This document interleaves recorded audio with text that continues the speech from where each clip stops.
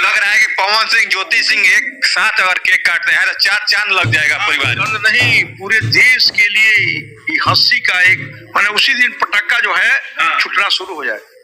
तो अभी आप लोग पावर स्टार पवन सिंह के चाचा जी का अभी आप लोग कुछ क्लिप्स देखे होंगे और मैं चाहता हूं कि सबसे पहले अभी आप लोग पूरा वीडियो को देखिए और इस वीडियो से अभी साफ पता चल रहा है कि दोनों का विवाद बहुत ही जल्द खत्म होने वाला है। तो सबसे पहले मैं चाहता हूं कि अभी आप लोग पूरा इंटरव्यू को देखिए कुछ वीडियो। तो पति पत्नी की मामला है और उस मामला में न्यायालय क्या करेगा?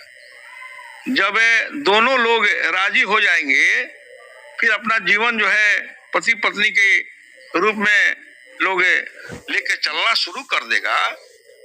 तो जनता भी जो आज आवाज उठ रहा है, मौका दे रहे हैं कुछ बोलने के कहने का, वो आज मौका समाप्त हो जाएगा।